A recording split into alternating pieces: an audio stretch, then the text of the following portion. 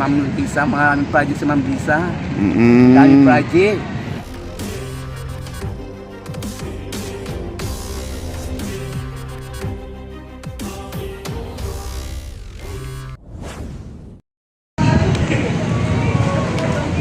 Yosek Henry Yap mga kaibigan nandito ngayon at siya po ay chine-check po niya, no? Undersecretary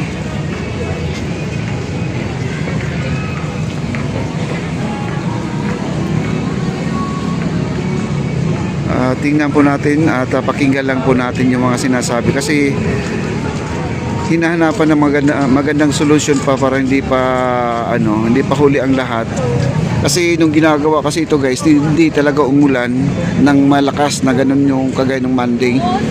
Kaya hindi lumabas yung problema. Ngayon nagawa na po ng solution pero mas parang mas pinaganda pa nila para naman po ay hindi po magkakaroon pa ng problema. Ayan si Undersecretary Henry Yap at nag-a-advise po siya, no? At lahat dito at meron tayong kasamang architect Carlo at more on dito ay mga engineer, assistant secretary Yosek Henry, no, kasama dito. Pinag-uusap-usapan na po nila ang mga DSUD, no, department.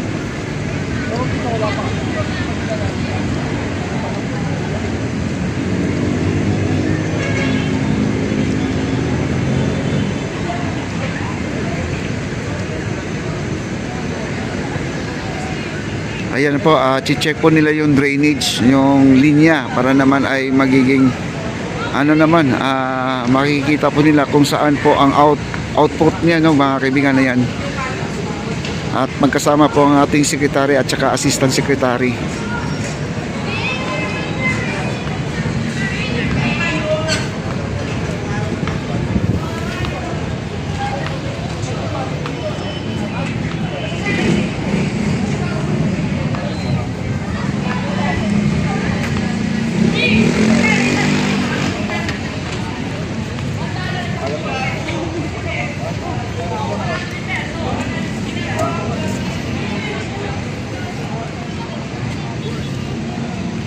Ayan, yung tinutungtungan natin kanina, ito yung may motor guys.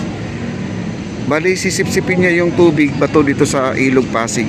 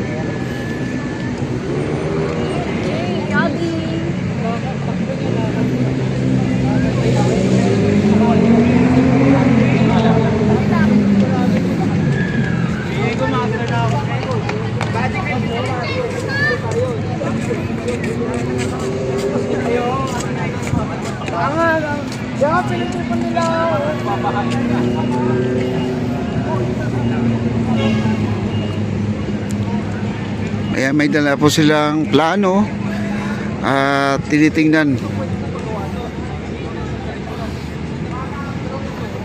Lahat nito guys, hindi pwedeng gumawa na walang plano. Talagang pati yung sa ilalim, yung daanan ng tubig kasama po dito sa kanilang, anong tawag dito? Floor plan ba ang tawag nan? Hindi po natin alam.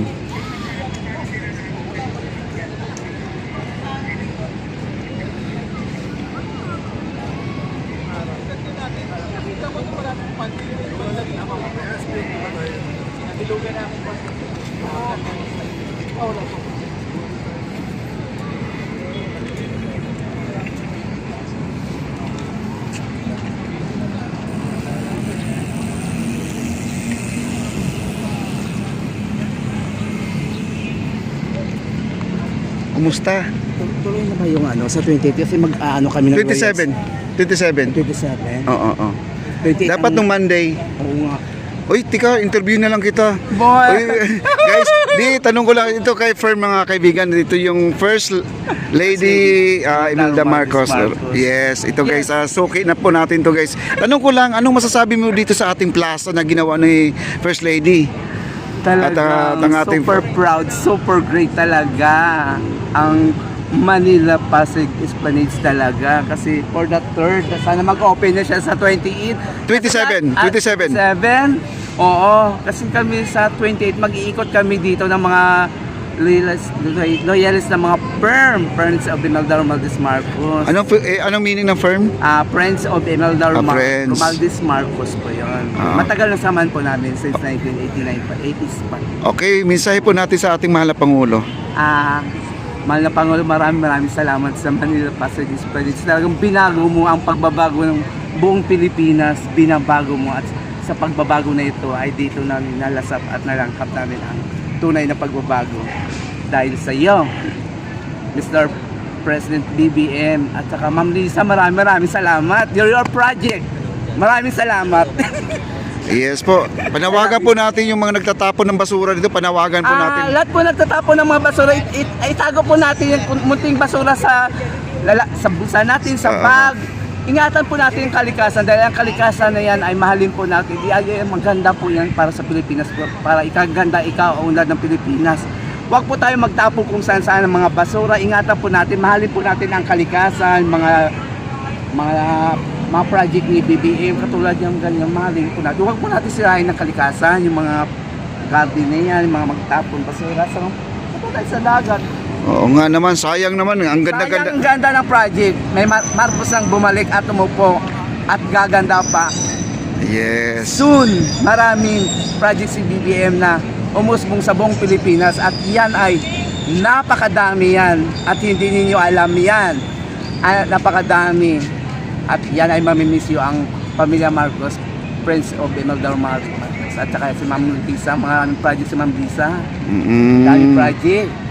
Abangan nyo po yan at i-research nyo, i-observe nyo, hanapin nyo kahit sa YouTube o sa mga Facebook o dyan ay makikita yung mga project ng mga Marcos ni BBM. Ayan. Tahimik lang si BBM. Yes. Trabaho lang. Trabaho. Walang personalan. Walang personalan. Trabaho tayo. Hanggang 2020, trabaho. Marcos. Okay, salamat. Thank you. Okay. Ayan guys,